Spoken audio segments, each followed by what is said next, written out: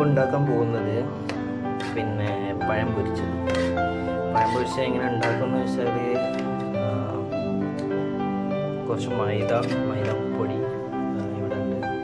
മൈദപ്പൊടി, ലേശരിപ്പൊടി, പഞ്ചസാര, ഉപ്പ്, ലേശം മഞ്ഞൾപ്പൊടി ഇടുക. ഞാൻ ഇട്ടിട്ടില്ല, ഇടാൻ വേണ്ടി പോവാണ്.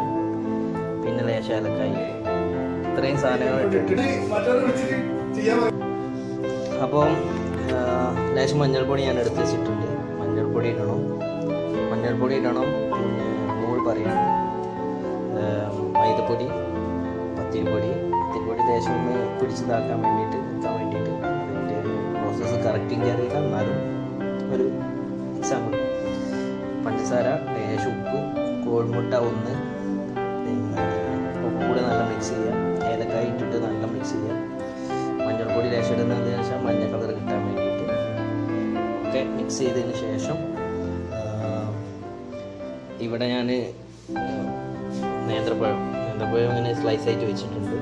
അത് വലിപ്പം വേണ്ടവർക്ക് വലിപ്പത്തിൽ ഇതാക്കാം, കുറഞ്ഞതിലാണെങ്കിൽ കുറഞ്ഞതിൽ സ്ലൈസ് ആക്കാം. എന്നിട്ട് ഇതിൻ്റെ അകത്ത് മുക്കിയിട്ട് ചൂടുള്ള പാനിൽ ലേശം വെളിച്ചെണ്ണ ഓയിലോ ഒഴിച്ചിട്ട് ഫ്രൈ ചെയ്യും. ഇത്രയേ ഉള്ളൂ, സിമ്പിൾ പരിപാടി. അപ്പം ഇൻഷാല്ലാ ഞാനൊന്ന് ട്രൈ ചെയ്തിട്ട് പിന്നെ കംപ്ലീറ്റ് ആയിട്ട് ബാക്കി നോക്കാം. അപ്പോൾ നമ്മൾ എവിടെ നിർത്തി? പിന്നെ ഇതുപോലെ സ്ലൈസാക്കി വെച്ച പഴം ഇതിലിട്ടിട്ട് നല്ലപോലെ ഡിപ്പ് ചെയ്തിട്ട് ഇതാക്കിയെടുക്കുക. എന്നിട്ട് ഇതേമാതിരി ഫ്രൈ പാനിൽ ഇട്ട് അങ്ങോട്ടും ഇങ്ങോട്ടും തിരിച്ചും മറിച്ചും ഇട്ടിട്ട് ഫ്രൈ ആക്കുക. എന്നിട്ട് എടുത്ത് കഴിക്കും. ഇപ്പം ഞാൻ ഫസ്റ്റ് ടൈം ചെയ്യുന്നത് കൊണ്ട്